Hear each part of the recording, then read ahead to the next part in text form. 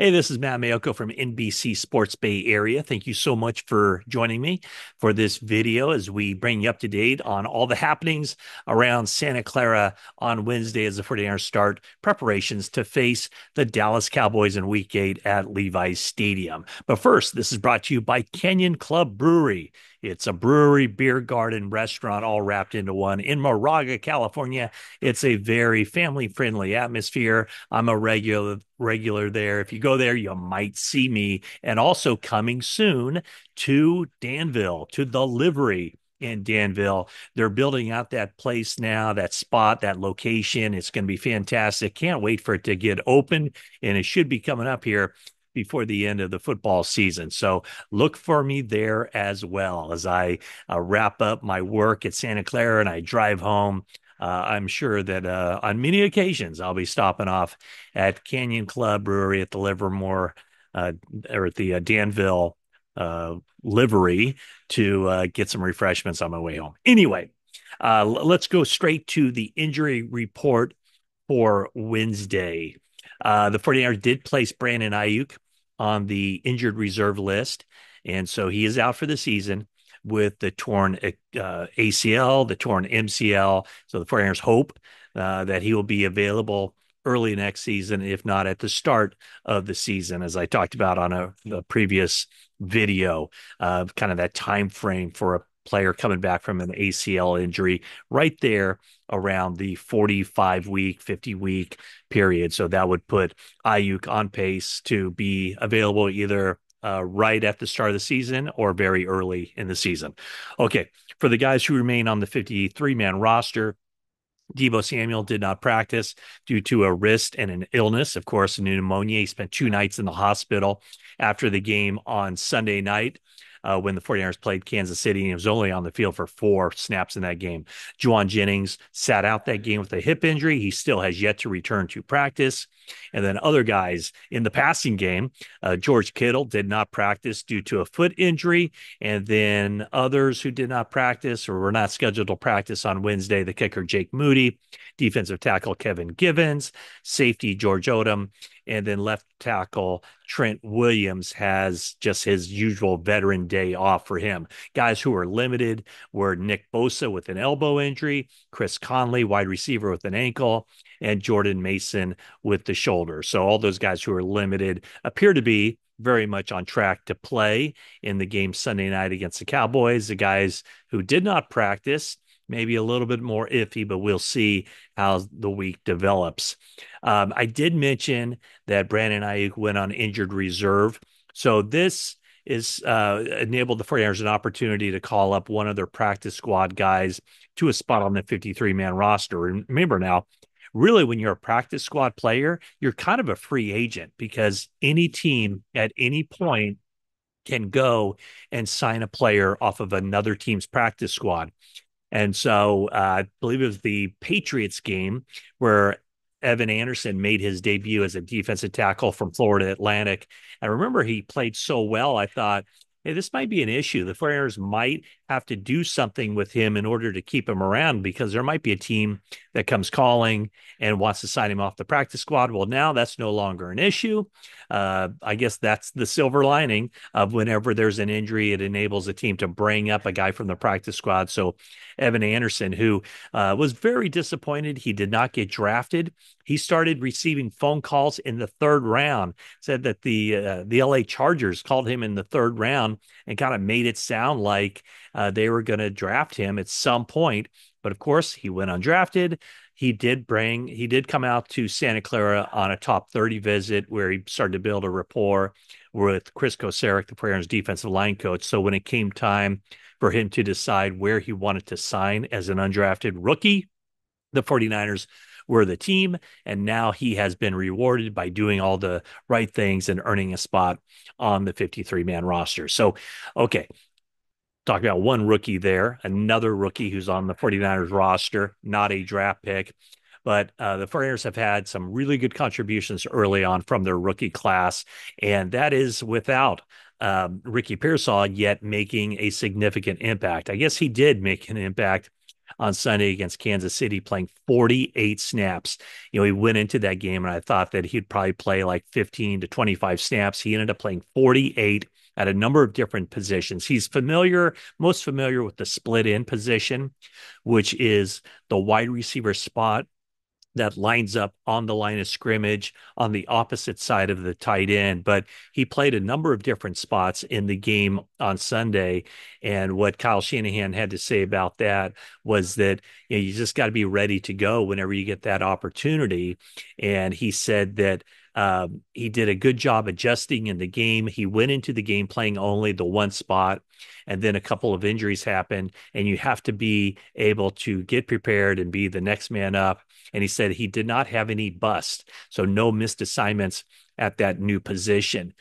Pearsall said that when he watched, I asked him about, what did you see when you watched those 48 snaps that you played against Kansas City? And he said there are definitely a lot of opportunities for us, for rooms for improvement. He said being out of training camp and then this period of time during the season when it was, from August 31st when he got shot until October 14th when the 49ers opened up their practice window. A lot of time there, a lot of opportunities to work with Brock Purdy. This, time that you'll never get back with him. But he said being out of training camp in this period in the season, there's a lot of opportunity for me to get better. I asked Shanahan about Ricky Pearsall's skill set and if it lends itself to, is he a plug and play kind of guy, or is he somebody that because of his route running, maybe they create some different looks for him? And what Shanahan said was that he's wired to run every route. He said Deebo Samuel is actually more of the unique skill set where they can line him up anywhere, including the backfield and even be a running back. But he said Ricky is a plug and play with all of the routes. It's not like he has a small route tree and can only do certain things. He can run the entire route tree. But speaking about the chemistry of him and Brock Purdy, it showed up actually on the very first pass that Purdy intended for Pearsall in that game. If you recall, it was kind of a seam route, a play where Purdy got rid of the ball and it basically zipped right through Pearsall right over his head before he even had an opportunity to turn and look for it. And how Pearsall described it was a communication error. He said, obviously, we haven't had a lot of reps at that together with him being out for as long as he has.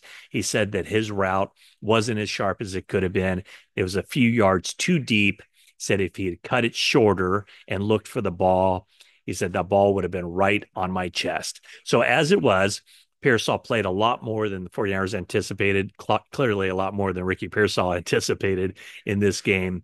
And he got 3 passes for 21 yards. And now with Ayuk out for the season, with still Jennings and Deebo Samuel kind of, I don't know, I guess in that questionable mode for this game against the Dallas Cowboys, I think we can pretty much assume that Ricky Pearsall, as long as he's able to stay on the field and stay healthy, is going to have a major part of this 49ers offense. And then you add into the mix that George Kittle is bothered by a foot injury. 49ers hope to have him back on Sunday, but Ricky Pearsall is somebody that, once the 49ers signed Brandon Ayuk to the long-term contract, I think Pearsall was kind of locked in as the number 4 receiver. And now he's going to be at the very least the number 3 receiver for the rest of this season. Speaking of when the 49ers were going through that offseason contract stuff with Brandon Ayuk, there were several wide receivers that they looked at as far as lining up potential trades if the 49ers weren't able to get that deal done with Ayuk. And we've already seen one of those players get traded. Amari Cooper goes from the Browns to the Bills. The other wide receiver that the 49ers were prepared to get in return as part of a Brandon Ayuk trade was Kendrick Bourne. So, if you're looking at that November 5th trade deadline and who the 49ers could get, would I look at Kendrick Bourne? I'm not sure I would. And the reason is because the Patriots signed him to a 3-year, $19.5 million contract in the offseason, and that included 4.2 million signing bonus, which has already been paid, and his contract runs through the 2026 season. So I just don't know that the Patriots would part ways with Bourne, knowing that they're still a couple years out, right? A lot of these guys who get traded are basically on the final year of their contract or the final year of a deal that, probably means that due to his salary and production, he's not going to be around next year. And as I talked about, as far as the future of the 49ers passing game yesterday, check out that video. Um, I think the 49ers, if they're looking for anybody, it would be more of a quick fix because if you look ahead to next year, they already have Pearsall and Jacob Cowing for the end of this year and then 3 more years.